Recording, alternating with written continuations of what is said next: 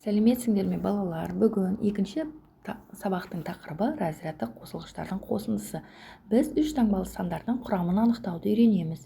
Шөл далада жауын-шашын аз түскендіктен онда ерекше өсімдіктер өседі. Ондықтар мен бірліктер разряды жоқ үш таңбалы сандарды тауып, оларды жаз. Сонда сен Қазақстанның шөл даласында қандай өсімдіктер өсетінін білетін боласың.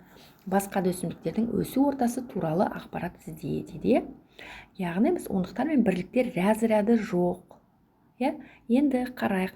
Бұл жерде 300, 600, 400, 800. Өйткені 708 пен 940-та ондықтар мен бірліктер бар.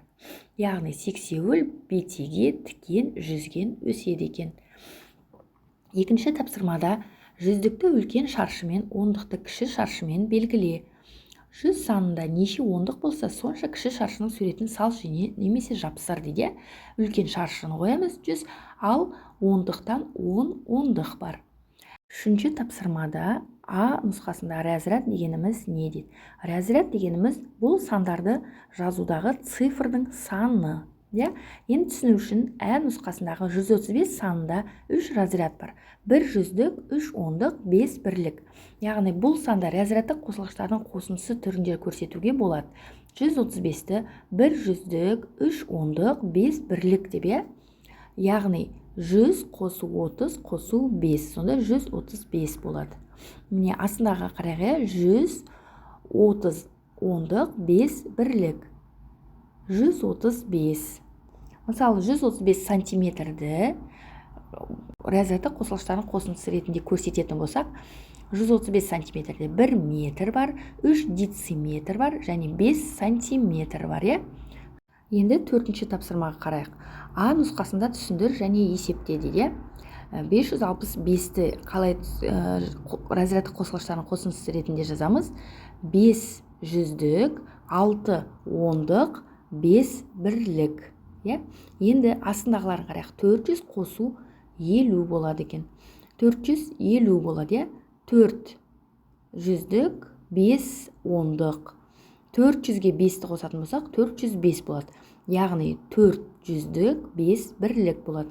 Ал 450-ге 5-ті қосатын болсақ, 4 жүздік, 5 ондық, 5 бірлік болады. Енді алуды қарайық.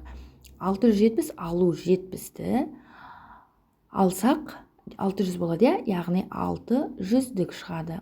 677-ден 7-ні алатын болсақ, 670 шығады, яғни 6 жүздік, 7 ондық болады. Ал 677-ден 600-ді алатын болсақ, яғни жүздіктен жүздікті алып тастаймыз, сонда 7 ондық пен 7 бірлік қалады. Қалған есептерде тура осылай шығарсақ болады. Енді әні қарайық. Жауабымен сантиметрмен өлше дейді. Қараңдар, 4 метрге 5 дециметрді қосатын болсақ, оны қалай шығарамыз? 400 сантиметр, өйткені сантиметрмен өрнекте деп тұр ғой, 400 сантиметрге 50 сантиметрді қосам, сонда 450 сантиметр болады. 4 метрге 5 сантиметрді қосатын болсақ, 400 сантиметр қосу 5 сантиметр, яғни 405 сантиметр болады. Ал 4 метр 5 дециметрге 5 сантиметрді қосатын болсақ, 450 сантиметр қосу 5 сантиметр болады, сонда 455 сантиметр шығады. Енді алуды қарайық. 6 метр 7 дециметр 7 сантиметрден 7 сантиметр алатын болсақ, 677 сантиметр алу 7 сантиметр, сонда 670 сантиметр болады. 6 метр 7 дециметр 7 сантиметрден 6 метрді алатын болсақ, 600 сантиметр деп жазамыз. Яғни 677 сантиметрден 600 сантиметр алсақ, 77 сантиметр болады. Ал 6 метр 7 дециметрден 7 дециметрді алатын болсақ, 7 дециметріміз 70 сантиметр болады. Сонда 670 сантиметрден 70 сантиметрді алсақ, 600 сантиметр болады. Қалған есептерде тура осылай жазып аламыз. Енді 5-ші тапсырма қарайық. Сандарды разрядты қосылғыштардың қосындысы түрінде көрсет дейді.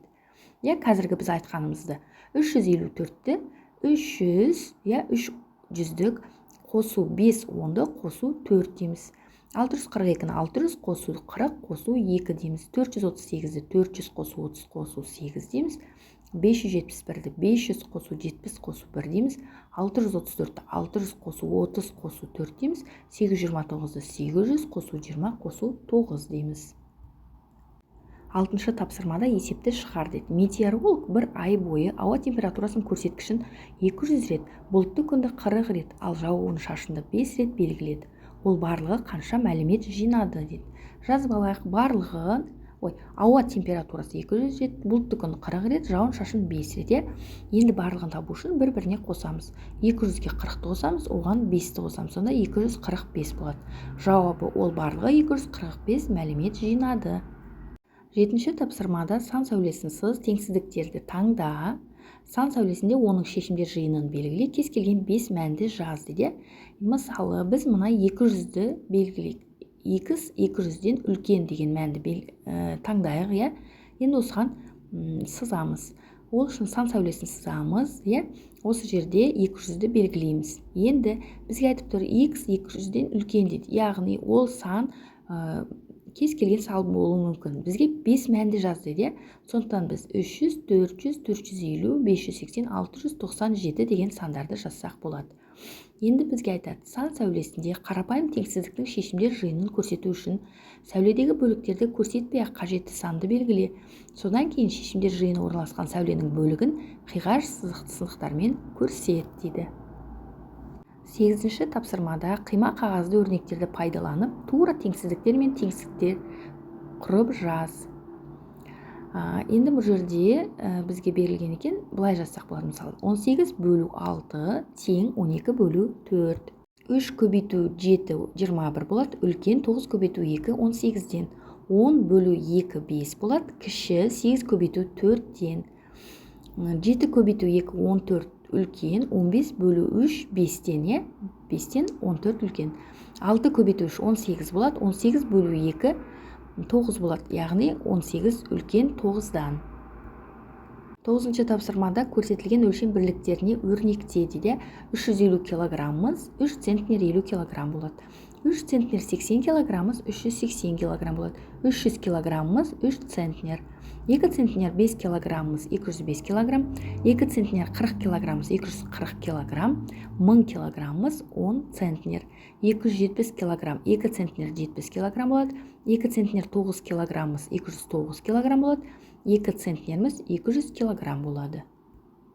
Ал 10-шы тапсырмада 9, 1, 8 цифраларынан тұратын барлық 3 таңбалы сандарды құр, оларды кему ретімен жаз дейді. Кему ретімен жазатын болсақ, ең алдымен ең үлкен жазамыз. Ол 981. Одан кейін 918, одан кейін 891, 819, 198, ең соңғысы 189. Балалар, осымен сабақ аяқталды. Келесі сабақта кездескенше сау болыңдар.